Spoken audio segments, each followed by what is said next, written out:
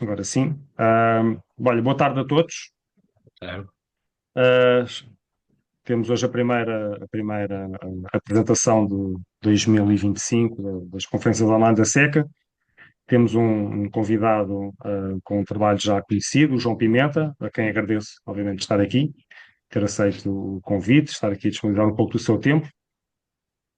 É um nome conhecido, mas vou também fazer um bocadinho de apresentação, não é? Convém. Sempre uma pessoa muito ligada à arqueologia romana republicana, à qual dá um pouco do seu conhecimento nesta comunicação, com várias coisas publicadas, mas uma delas importante é a escavação, não é? E os resultados do Monte do Castelinho aqui na região de Lisboa, na fachada atlântica, não é? Da Península. Presumo que muitos do que está aqui a falar, obviamente, são os seus resultados no doutoramento defendido há não muito tempo, aqui em Lisboa, na Universidade de Lisboa, que já está publicado também. E há uma extensa bibliografia, não é, do João, do ponto de vista, inclusive, museográfico também, mas do ponto de vista científico para este período. E, portanto, seguramente uma comunicação rica, não só em questões estratigráficas, arquitetónicas, mas também do ponto de vista ceramológico para este período da construção romana no território atualmente português. Como sempre, teremos, portanto, a comunicação a cargo do nosso convidado e depois um período, não é, de perguntas, não é, entre todos. Eu passaria a voz ao João Pimenta. Ele é atualmente, só para acabar, não é? Ele esteve muito tempo ligado à Câmara de Vila Franca de Xira, onde se localiza, no município onde se localiza este sítio. Hoje está ligado ao Museu Nacional de Arqueologia, portanto, continua fortemente empenhado na questão da cultura material, não é? Romana e não só, no Museu Nacional. Passo então a palavra ao João, agradecendo a presença e agradeço a todos também então a presença. João, Muito estou do teu obrigado, lado agora. Zé Carlos. Estão todos a ver o PowerPoint? Estou a ver, ok. Então, antes de mais, queria agradecer ao professor doutor José Carlos Quaresma, meu estimado amigo, o amável convite para falar de um tema que me é tão caro, o Montes Castelinhos e a arqueologia do mundo da conquista romana. Como o José Carlos disse, e faz parte de um projeto em que eu estive envolvido durante muitos anos, escavámos durante 12 longas campanhas, como irei tentar mostrar, e iremos focar esta apresentação apenas num dos contextos, o que nós dizemos aqui um contexto ímpar para o século I AC, um momento concreto do fazimento que este sítio tem, cujo estudo exaustivo de todas as componentes cerâmicas, metálicas, restos osteológicos, permitem aferir uma cronologia muito precisa que torna o Montes Castelinhos um sítio de caráter ímpar para datar vários tipos cerâmicos, vários tipos metálicos. Vamos mostrar um pouco isso. No que diz respeito a esta apresentação, grande parte dela remonta ao meu tema de tese de doutoramento e realmente logo após defender, ou no momento em que defendi, já não estava ligado à Câmara de Vila Franca, já estou no Museu Nacional de Arqueologia, noutro projeto, noutra vida, noutra grande guerra também, mas de qualquer maneira é um tema que venho sempre com muito gosto regressar. Mas avançando para tentar respeitar o tempo que me foi dado. O presente trabalho tem como objetivo a análise das dinâmicas e continuidades e rupturas, identidades e influências exógenas entre o mundo indígena pré-romano, que povoou a Extremadura portuguesa, na segunda metade do primeiro milénio AC, e o decorrer do processo da sua conquista militar e integração na sociedade provincial romana. As escavações que efetuei em Montes Castelinhos, Vila Franca de Xira, forneceram uma base documental que sustenta uma leitura consolidada das suas arquiteturas, faziamento e cultura material. Tendo em conta o volume e a qualidade dos dados obtidos, pretende-se, na presente apresentação, centrar a nossa atenção numa das fases do sítio, ainda que o tentaremos enquadrar no Baixo Tejo, em concreto, e na bacia do Rio Grande da Pipa, onde este se insere em particular. O Rio Tejo marca com o seu acidente geográfico da sua foz a geografia da fachada atlântica, quebrando a sua continuidade. As características singulares do seu estuário, pautado por um verdadeiro mar interior, deram origem a um dos raros portos de abrigo para a navegação, bem como, graças ao seu prolongado estuário, a uma via de penetração navegável da maior importância para territórios francamente interiores.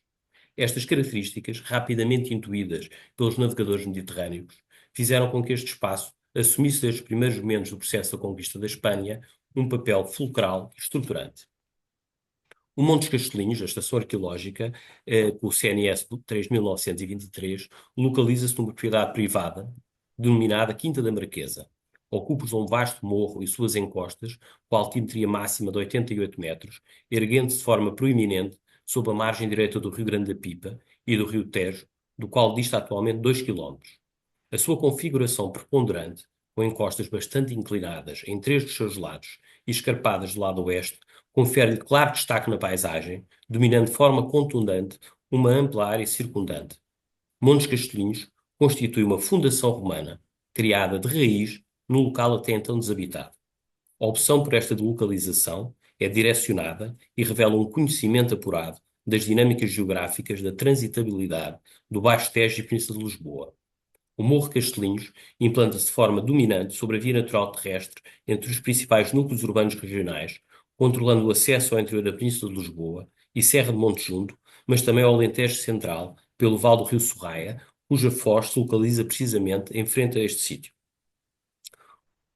O projeto Montes Castelinhos e a Romanização do Baixo Tejo, Mocrate, dirigido pelo signatário em colaboração com Henrique Mendes, insere-se numa investigação desenvolvida pelo Museu Municipal de Vila Franca de Xira e apoiada pelo Centro de Arqueologia da Universidade de Lisboa, através de um protocolo credenciando o sítio e as suas escavações como disciplina de trabalho de campo no âmbito da licenciatura em Arqueologia.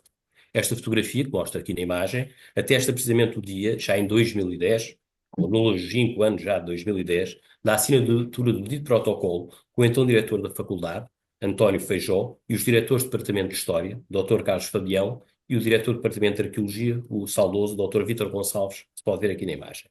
Durante 10 anos, desenvolveram-se múltiplos campos arqueológicos, de quer trabalho, escavação, quer tratamento de materiais, fazendo deste sítio uma verdadeira escola. Mostra aqui algumas fotografias dos diversos grupos de alunos que ao longo de 12 longas campanhas partilharam connosco o gosto do trabalho de campo e que espero que tenham guardado boas memórias como nós guardamos destes tempos. A fase inicial de Gênese Montes Castelinhos é a difícil percepção e enquadramento cronológico, atestada por inúmeros buracos de poste, alguns de grande dimensão, que não se articulam com os edifícios espétreos da primeira fase. Sublinho-se que nos níveis estratigráficos associados a esta fase 1 do urbanismo, colheram-se algumas grandes cavilhas em ferro, que interpretamos como estacas tendas militares. O sítio é dotado, calculamos desde a sua fase inicial, de um potente sistema defensivo, tendo presente os vestígios detectados na área de sondagem 9, vemos aqui na imagem, a par dos vestígios que identificámos à superfície do terreno, que encontram parcialmente encobertos pela vegetação, conseguimos traçar uma hipótese, a meu ver plausível, para o traçado das suas muralhas. Podem ver aqui na imagem. A leitura das sequências arquitetónicas e estratigráficas permite identificar, em particular na área de sondagem 4, dois distintos desenhos arquitetónicos que se sucedem num espaço de tempo relativamente curto. Por uma questão de tempo, vamos nos concentrar apenas na segunda fase. Os dados relativos aos urbanismos desta primeira fase resumem-se a 4 compartimentos edificados no interior da ampla estrutura, o S55. Face à coerência e articulação entre os três ambientes, podemos ver aqui na imagem a preto, poderíamos estar perante uma habitação ou um espaço multifuncional de cariz oficinal e habitacional. Por alguma razão que desconhecemos, este conjunto foi abandonado e descontinuado, estando este abandono relacionado com a construção do novo desenho urbanístico. É assim que este espaço é aterrado e sobreposto por um novo traçado. Podemos ver aqui na imagem, não sei se vê aqui, portanto, os níveis da primeira fase depois são sobrepostos por este grande edifício que vamos falar. O novo desenho urbano que se sobrepõe ao pré-existente encontra-se melhor conhecido, permite uma leitura coerente, é assim plausível entrever no conjunto arquitetónico desta fase 2 três edifícios distintos, dois deles enquadrando-se no mesmo bloco arquitetónico. O edifício A, que vemos aqui ao centro da imagem, responde ao conjunto arquitetónico mais escavado da fase romana republicana do sítio. Responde a um quadrado com 17,875 metros de lado, circunscrevendo uma área de 319 metros quadrados. Em termos de métrica clássica, a que este edifício obedece, corresponde praticamente a uma clima, 315 metros quadrados, ou seja, um quarto de acre. Tendo em conta a sua planta, organização interna e evidências materiais, estamos claramente perante um edifício de cariz habitacional que pode ser interpretado como uma casa de átrio republicana, com bons paralelos no mundo itálico, nomeadamente nas áreas mais romanizadas da Península Ibérica. Do ponto de vista da organização interna do conjunto da habitação, deste edifício A, sobressai a interpretação da funcionalidade de alguns dos seus compartimentos, nomeadamente a presença de um tanque revestido ao pechiguino no ambiente 19 e um compartimento de pavimento entre solos romboidais. Uma hipótese tentadora, temos vindo a trabalhar, tendo em conta a presença na descrição do conjunto da casa, assim como a associação a uma estrutura de combustão no canto oeste do ambiente 19, é deste tanque, que vemos aqui, poder responder a um pequeno balneário, portanto, a termos nesta casa um balneário romano no século I a.C. A nível dos paralelos, em enquadramento deste edifício A, destaca-se entre os paralelos estabelecidos entre esta estrutura e os primeiros modelos arquitetónicos de cariz militar itálico. Como devemos ver aqui os edifícios de tipo castelo, comparação entre a Casa A de Castelinhos e o edifício do Castelo da Lousa, mas acima de tudo a semelhança que este edifício tem com os edifícios interpretados como Casa dos Tribunos, do acampamento de Renieblas, Lager Quinto, dos acampamentos da cidade celta ibérica de Numância. Realmente são muito semelhantes as planimetrias destes edifícios com a Casa A de Castelinhos. O urbanismo de Castelinhos merece ainda uma breve observação pelo seu ineditismo e estado de preservação. Destaca-se, a um primeiro nível, que estamos perante um morro de forte pendente, que à partida não seria a melhor opção para a implantação de um traçado regular. Porém, as diversas áreas intervencionadas, associadas aos recentes e extensos trabalhos da geofísica, que podem ver aqui também, permitem sustentar a implantação de um potente sistema defensivo e dentro deste um traçado hipodâmico de diversos quarteirões, e um traçado verdadeiramente ortogonal. Um dos aspectos que sobressai da análise deste conjunto é de estarmos a lidar com uma única fase de ocupação destes edifícios. De facto, a estratigrafia é muito simples, registando-se apenas um momento de abandono, barra destruição, e sob estes os níveis de pavimento. Com o intuito de situarmos o mais concreto no tempo cada uma das fases identificadas, assim como verificar diferenças do registro arqueográfico, optou-se por ter em conta esse elemento na individualização de cada uma das categorias de materiais. Apesar de serem verificadas algumas diferenças do registro, estas são mais de forma do que substância, ou seja, estamos perante uma ocupação humana muito circunstanciada no tempo e centrada no segundo e terceiro quartel do século I AC. Mas vamos então centrar neste contexto de destruição que identificamos do sítio, destruição deste conjunto urbanístico. Nos níveis de destruição barra abandono dos edifícios da fase 2, exumou-se um conjunto coerente de 13 numismas, 13 moedas, de liga de cobre e de prata, que sustentam uma cronologia centrada em meados da segunda metade do século I a.C. Identificaram 6 denários associados a este momento, sendo o mais antigo um denário de Roman Republican Coinage 218/1, datado 147 AC, e os mais recentes um denário forrado de quintos cinívios, de 49 AC, e outro Júlio César, cunhagem Roman Republican Coinage 467/1A, de 46 AC, ambos cunhados, estas últimas, no decorrer da Guerra Civil numa seca móvel. A única peça de bronze de cunhagem itálica, que podemos ver no canto superior direito da imagem, corresponde a um exemplar de Roman Republican Coinage 471/1, de Cneus Magnus Imperator, datado de 46/45 a.C., possivelmente cunhada na Península Ibérica, na cidade de Córdoba, por Cneu Pompeu Filho, precisamente nas imediações ou nas vésperas da Batalha de Munda. Em jeito de síntese, para os materiais associados à fase 2, importa reter o conjunto verdigem-negro itálico, que é particularmente significativo, sendo dominantes as produções calenas. Portanto, não há aqui campaniense A, é só campaniense B, produção calena.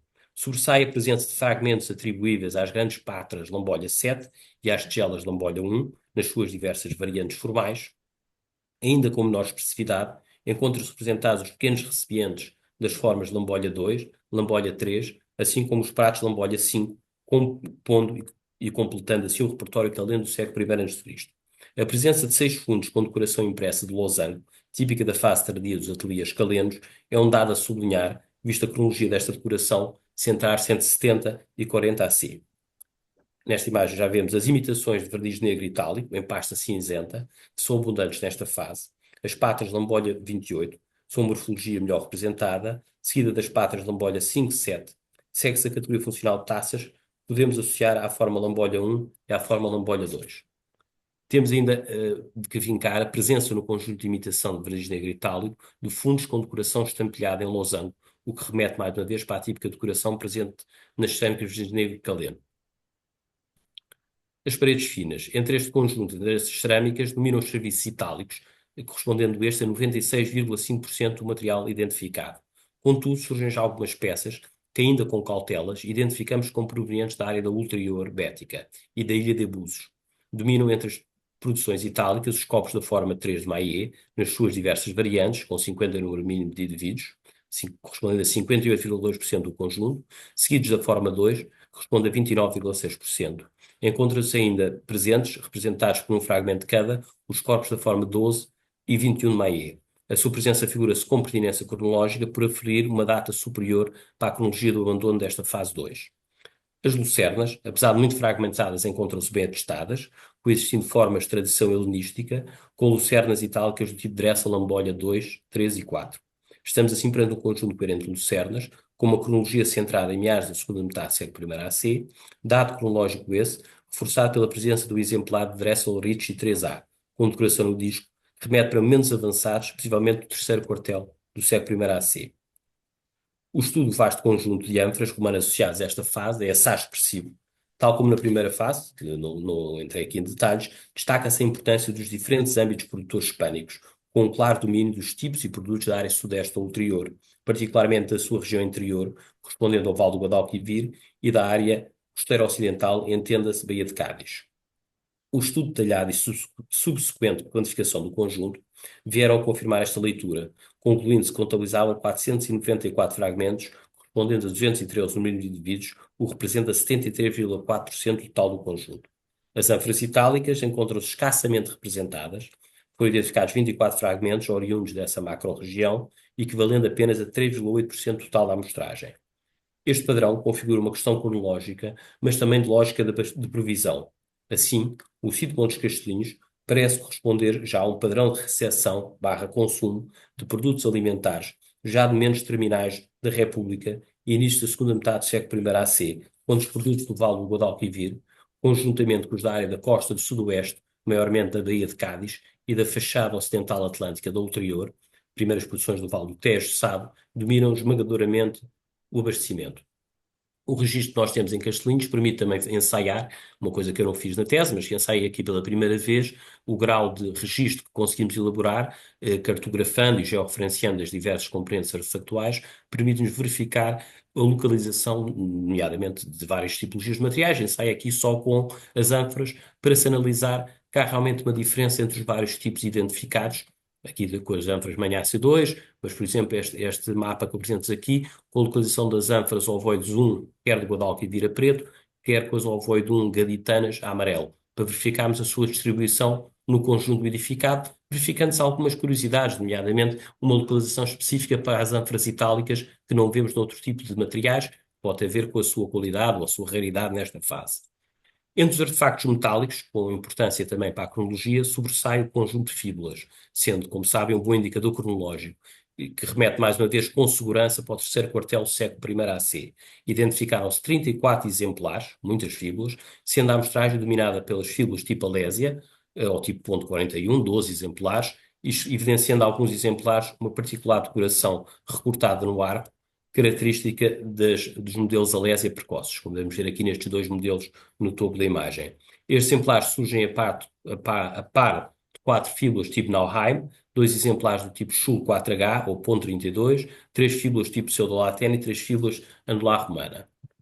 Podemos assim, tendo em conta o estudo do conjunto de verniz negro itálico, das imitações de verniz negro itálico em pasta cinzenta, do conjunto expressivo de paredes finas, das cerâmicas Coace, da coleção de lucernas, do estudo detalhado da importação/abastecimento de bens alimentares em ânforas, da análise dos metais, em particular das fíbulas, mas também, não falei aqui, mas do conjunto de baixela metálica, do armamento militar e do acervo numismático associado aos níveis da fase 2, centrar a cronologia de abandono deste conjunto urbanístico numa fase avançada do século I AC, possivelmente no seu terceiro quartel, especificamente entre 50 e 40 a.C. Tendo em conta os dados sistematizados, problematizou-se qual o significado, ou seja, que tipo de sítio é este?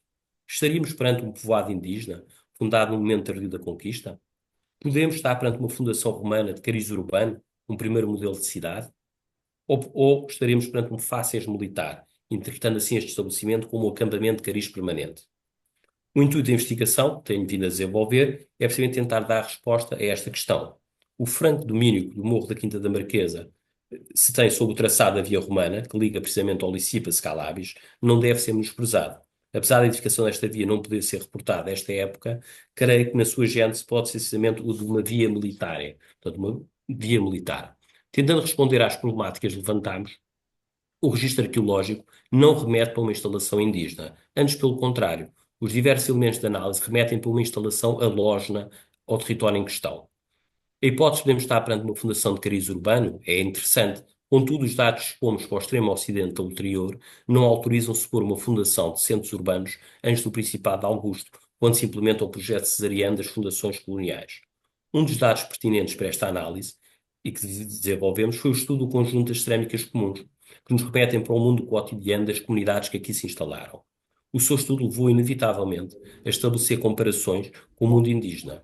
Infortunadamente, ao encetar esta tentativa de leitura, deparámos com o desconhecimento existente relativo aos serviços cerâmicos dos momentos finais da Idade de Ferro no Baixo Tejo. De modo linear, temos que afirmar que, apesar de existirem algumas pontes com as realidades sidéricas da Foz do Tejo, meados do século V e IV a.C., não se nota uma evidente continuidade. Antes, pelo contrário, a ausência de cerâmica manual, das cerâmicas pintadas, das cerâmicas de engobo vermelho, a raridade das cerâmicas cinzensas, a presença de novas decorações e mesmo o emergir de novas morfologias, como os pratos, as grandes talhas, os barris que vêm aqui na imagem, etc., ausentes dos inventários da Idade do Ferro, denotam alguma ruptura. Esta ainda se adensa se tivermos em conta o mundo das cerâmicas não regionais. É de facto assinalar a presença de produções de cerâmicas da ulterior bética, representando 22% da amostragem. Esta representatividade tem ainda que ser matizada, visto que não existe qualquer tradição comercial da importação da cerâmica comum do sul peninsular, época pré-romana na fachada atlântica. Estamos, assim, perante um fenómeno de comercialização plenamente romano que emerge já no novo quadro de difusão de produtos e mercadorias. Pode-se assim colocar a questão se esta leitura de múltiplas influências a nível formal e decorativo presente nas cerâmicas regionais que se começa a materializar, resultantes paralelos com as áreas do Alto e Baixo Alentejo, o dominado mundo céltico, assim como da Alta Extremadura, do designado mundo votónico, possa transparecer a chegada e incorporação nesta nova fundação de comunidades halógenas ao Baixo Tejo. Por último, o argumento mais sólido para perspectivar uma ocupação de fácias militar resulta do estudo circunstanciado do conjunto de metais, que também elaborámos. Entre os artefactos metálicos com categorização atribuível, destaca-se a forte presença das armas e militária, um amplo conjunto de 229 artefactos, que assumem relativamente um peso significativo, 29%, demonstrando uma inegável presença militar itálica. Não podemos deixar de valorizar esta representatividade quando artefactos relacionados com outras atividades de índole mais cotidiana têm menos expressão, como os utilitários agrícolas, ou estão parcamente atestados como os instrumentos agroflorestais. Este é um elemento realmente a ter em conta na análise do conjunto todo, como podem ver. Outras atividades mais cotidianas e no sítio em que está particularmente presente os metais, elas não surgem. Entre os materiais ditos militares, identificaram-se diversos elementos de armamento ofensivo, como armas empunhadas, uma lâmina de espada e diversos punhais, como vê-se aqui na imagem, armas hasteadas, elementos de pila e pontas de lança, armas associadas a propulsor, projéteis de arco, pontas de seta, projéteis de funda, glandes plumbiae, projéteis de artilharia, ver aqui a imagem, pila catapultária, balas de catapulta em arenito, como se pode ver a imagem, as glandes de Schutten, diversos elementos muito bem identificados na estratigrafia e, como vamos ver, muito bem localizados, que atestam que o sítio foi destruído num claro momento militar. O nível de abandono, portanto, o nível de abandono é assaz esclarecedor que esta fase do sítio termina de forma brusca e violenta. Temos também alguns elementos de armamento defensivo, destacando-se as armas defensivas ativas, como o escudo em ferro, uma das peças mais icónicas do acervo de Montes Castelinho, mas também temos elementos de capacete e peças metálicas de defesa corporal, possivelmente presença de uma armadura de escamas, uma lorica squamata, e temos ainda, e merece ainda destaque, o papel expressivo dos metais integráveis no que se designa no campo da militária, ou seja, elementos de equipamento militar itálico típicos dos legionários da República, como os clavi caligari, portanto, as taxas das caligas, placas, botões e fivelas pertencentes ao cinturão militar, botões em L, elementos de rei de cavalo, grelhões, estacas de tenda, portanto, toda a componente bélica ou que é normal em termos de locamento militar está aqui representada, alguns deles com paralelos em sítios claramente militares, como esta placa de cinturão militar que se vê aqui na imagem, com paralelos em Numância e no Cais Selado da Marlã, um sítio relacionado com as guerras cântabras. Portanto, temos toda uma componente grande relacionada com a militária. E cá está mais os últimos elementos de armamento que temos aqui identificados.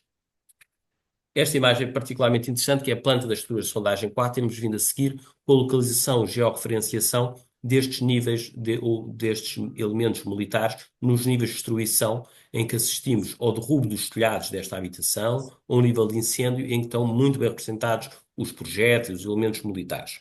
O tipo de registro identificado, com material de alguma relevância neste nível de destruição, como o escudo abandonado e não recuperado, remete para que possamos associar este momento a um período de conflito. Tendo em conta a cronologia proposta para este abandono, 40, 30 AC, é tentador associar a destruição dos castelinhos com o momento de instabilidade decorrente da Guerra Civil entre César e Sexto Pompeio. Tendo em conta o estado atual dos conhecimentos, julgamos, defensável interpretar a gênese de Montes Castelinhos como estabelecimento de índole militar, leia-se um acampamento ou base militar, fundado no contexto pós-conflito sertoriano, no âmbito de uma nova política de refundação da presença de Roma no extremo ocidente peninsular. A análise que pude fazer do povoamento do Baixo Tejo e de Lisboa indica precisamente isso. Um primeiro momento de ocupação territorial ainda no século II AC pelos exércitos romanos, com o estabelecimento de Era bases exato. duráveis, e que após o conflito sertoriano, ou no decorrer do conflito sertoriano, dá-se uma forte estruturação nesta área, o abandono de muitos desses sítios, como o acampamento de Chões de Alpompé e outros sítios importantes no Val do Tejo, que não parecem ultrapassar o conflito sertoriano, e no século I AC vemos surgir o emergir de novos sítios, alguns como Castelinhos, fundado de raiz. A relevância da implantação deste sítio, associada às suas características naturais e dimensão, conduziram que este estabelecimento, possivelmente cariz temporário, evoluísse para um estabelecimento permanente.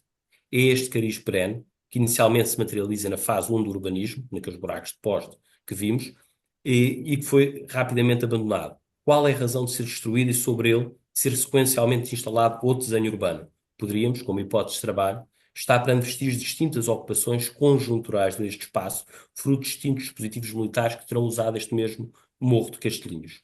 Podemos, assim, interpretar Montes Castelinhos como uma base logística de aprovisionamento e segurança de tropas em trânsito no ulterior. Nesta fase, existem precisamente algumas referências à existência de acampamentos permanentes na ulterior Lusitânia que se podem coordenar com esta interpretação. Apesar desta destruição, o sítio de Montes Castelinhos não é abandonado definitivamente, sendo alvo de um projeto de urbanização da época augustana, com a construção de um novo e imponente desenho arquitetónico, do qual se destaca o traçado de uma ampla rua com um pórtico. Esta nova fase associa-se possivelmente à transformação do núcleo da base logístico-militar num centro urbano regional que tem vindo a ser interpretado, ou que temos vindo a interpretar, como a hierábrica das fontes clássicas. Não vos trago aqui já essa parte do urbanismo augustano, porque não se prende aqui com isto, mas realmente todo o trabalho que temos vindo a desenvolver em Castelinhos indica que o sítio teve esta primeira fase militar, mas que após Augusto é alvo de uma nova ocupação, com um urbanismo completamente distinto, que a geofísica tem vindo a identificar e que conseguimos já escavar na área da sondagem número 8, uma imponente rua.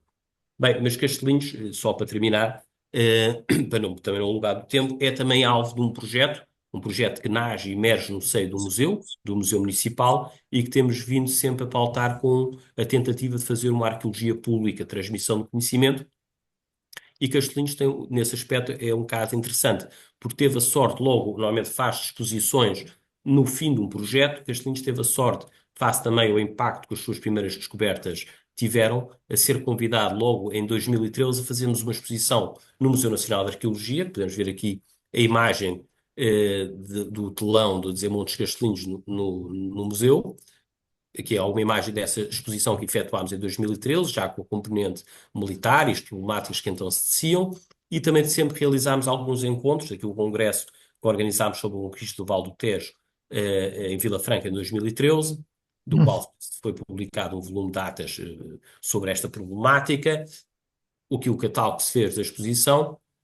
E depois disso já se fez uma grande exposição em 2015 em Vila Franca de Xira, já como o tema da Em Busca da Erábriga, da questão da localização deste centro urbano do Baixo Tejo, o que não se sabia bem a localização, embora tendo em conta as milhas do itinerário de Antonino, seria localizada ali algures entre Vila Franca e Alenquer, algures naquela zona. Hoje em dia temos grande certeza que é no Montes Castelinhos, mas também as peças do próprios Castelinhos tiveram algum impacto. Esta é uma fotografia particularmente feliz, quando o escudo do Montes Castelinhos foi selecionado para representar a exposição Lusitânia Romana.